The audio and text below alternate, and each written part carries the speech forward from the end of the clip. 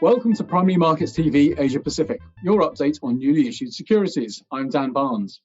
This week is seeing the launch of several initial public offerings on Australia Stock Exchange, with IPOs from Aurumin today, 30th of November, Hexima and Prospech on the 1st, Cashrewards on the 2nd, Booktopia Group and East 33 on the 3rd, Dr. Care Anywhere Group, MAAS Group Holdings and Nuix on the 4th. Hong Kong Stock Exchange has Evergrande Property Services Group listing on the 2nd, and word on the street is it's been well received at its roadshows. It's also well supported by cornerstone investors. Japan Exchange has one listing on the Tokyo Stock Exchange, with network security specialist Vario Secure today, 30th of November. On Korea Stock Exchange on the 2nd of December, we have ESR Kendall Square Real Estate Investment Trust listing, and we noted last week that there's some concerns about defaults by state-owned enterprises in China had led to a suspension of some new bond issuance. Morgan Stanley analysts have observed that net new issuance for triple and double A rated China bonds turned negative on the week of the 20th, a situation worth monitoring, as funding conditions can be a lead indicator for defaults, they notice. The situation with SOEs has been addressed somewhat to date, with several meetings between issuers and bondholders, plus a meeting held by the Financial Stability and Development Committee under the State Council on November the 21st, which pledged zero tolerance and severe punishment on violations of laws and regulations. That also stressed further that there was a reform of the bond market, reforms on state-owned enterprises. Data from the central bank in China released last week also showed that total bond issuance in the country stood at 4.8 trillion yuan. That's about $729.6 billion in October. Joining me now are Bryan Richmond, Head of Business Development for Chi-X Australia, and Rehan Ahmed, Head of Fixed Income Products and Digital Assets at Singapore Exchange, to discuss alternative ways for issuers to reach the market. Guys, welcome to the show. Great to be here, thanks. Great to be here, Dan. Greetings from SGX in Singapore. Thank you, Rehan. Can I start with you? SGX has developed the digital issuance of bonds. How has this helped the allocation process for issuers such as Aurumin, which has trialed the product? And how else does it affect the mechanism for trading and dealing with bonds? So let's start off by maybe defining what a digital bond is versus what an analog or a paper bond actually is.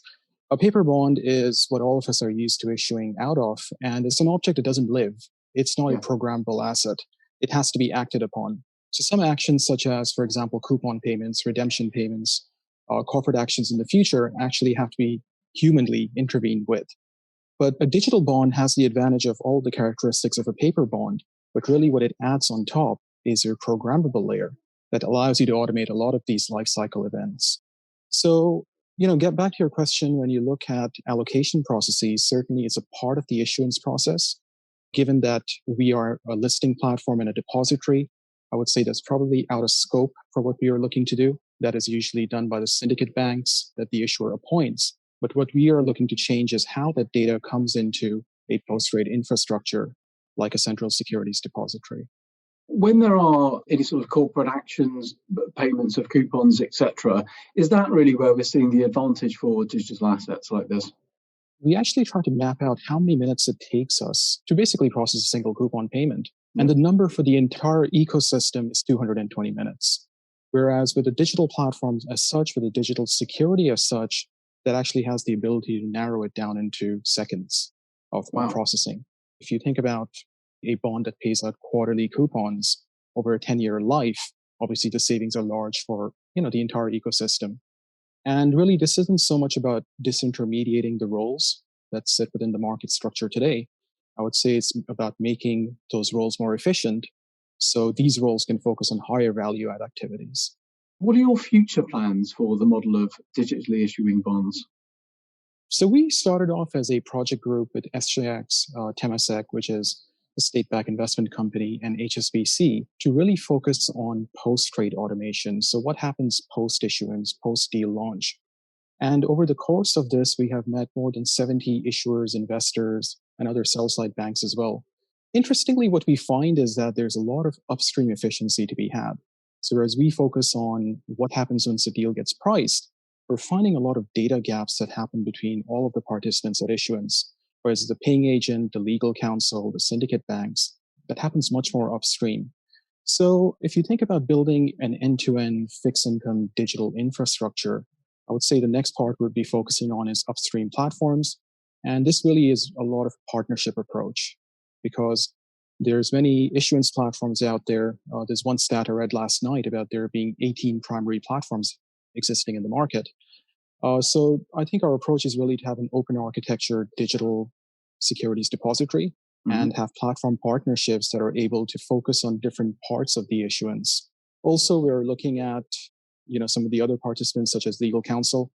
They're very important when it comes to passing us data on new issuances. How can you really improve that data transmission process? Likewise, for paying agents. So that's a short summary. We started downstream, but we're actually moving further upstream with a partnership approach. Bryan, turning to you, Chi-X Australia partners with Citi to support the issue of warrants on the platform. Can you tell us, first of all, how issuers use warrants to reach investors? So the issuer Citi, in our particular case, they came on board with us about 5 years ago now. And what they're basically doing, once they receive demand from a particular broker or an end retail client looking to go long or short a particular series or index or some sort of commodity, they'll receive that demand and they can turn those around relatively quickly by getting approval from the stock exchange if that's a code that's acceptable, and then they'll look to issue some series off the back of that. What they also do is they also run software in the background to look at any existing gaps in the existing stocks they've got. So some strike gaps where they might have for an index trading one or some of the larger trading banks and resource companies here. And they'll use that to create more series along the line, I guess, to different levels of gearing to attract different types of retail investors, whether they're doing it under their own personal name and they might be willing to leverage a little bit higher, through to your self-managed super funds here where they might be more conservative and do something smaller with less leverage. For the investors, how do they actually access trading of warrants?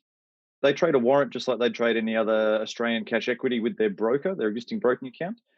In Australia, there is a warrant agreement form, which is basically signing to say that they do understand that it is a leverage product and there are some risks involved. But once you have that set up with your broker, you trade a Chi-X warrant just like you would any other domestic equity here. How would you describe the advantages that people get from trading warrants on Chi-X? We break warrants down in 2 different really main categories of warrants. There's the investment side, which is more the longer term holds, buy and hold on the long side, which you do see in the self-managed super funds. And then you've got the trading warrants, which is more your minis and calls and puts warrants, which are a lot more highly leveraged and obviously give you exposure on both the long and the short side. So you might be having someone trading into reporting season thinking it's going to be a good or a bad one, and they can choose to go long or short off the back of that. Obviously, there were some short selling rules here that came into place quite a few years ago. So that has seen a good boost in the warrant trading volumes because this is a way of actually being able to trade short the market or even hedge out a portfolio.